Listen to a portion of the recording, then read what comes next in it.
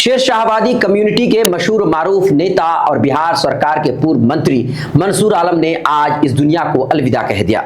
बताया जा रहा है कि पिछले कई दिनों से बीमार चल रहे थे और पटना के वेदांत अस्पताल में उनका इलाज चल रहा था। इलाज के दौरान ही उन्होंने आखिरी सांस ली। उनके इंतकाल की खबर से पूरे बिहार, खास करके कटिहार और सीमांचल के इलाके में शोक की लहर है। राजनीतिक गलियारों में भी उनके मौत को एक बड़ी क्षति के रूप में देखा जा रहा है। अगर उनके सियासी सफर पर एक नजर डालें तो मंसूर आलम एक मजबूत और जमीनी नेता के रूप में जाने जाते थे। उन्होंने अपने राजनीतिक करियर की शुरुआत साल 1977 में की थी, जब उन्होंने निर्दलीय उम्मीदवार के तौर पर चुनाव लड़ा था।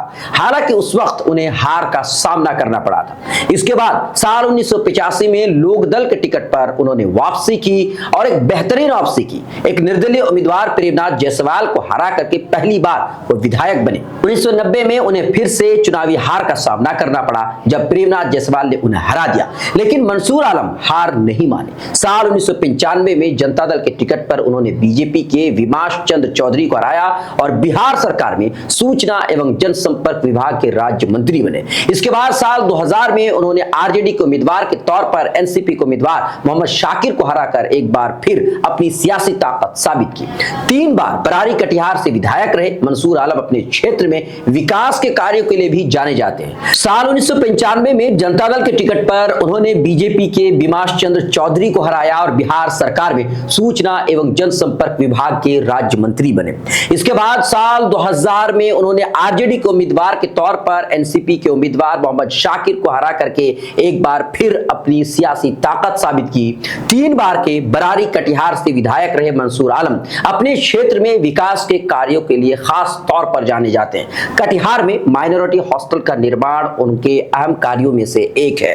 साथ ही कुर्सेला और बरारी इलाकों में गंगा नदी के कटाव को रोकने के लिए उन्होंने बांध बनवाने का काम भी कराया, जिससे हजारों लोगों को राहत मिली।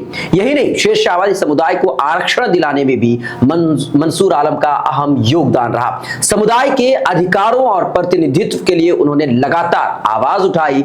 राजनीतिक तौर पर भी उनके संबंध काफी मजबूत रहे। राष्ट्रीय जनता दल के प्रमुख नेता लालू प्रसाद यादव के साथ उनके खास और करीबी ताल्लुकात थे, उनके सियासी सफर को और भी मजबूती दी। आज उनके जाने से न सिर्फ एक अनुभवी राजनेता बल्कि एक जमीनी नेता का भी अंत हो गया।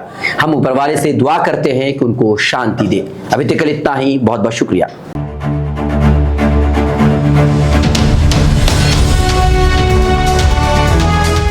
ट्रू रिपोर्ट्स, सच आप तक।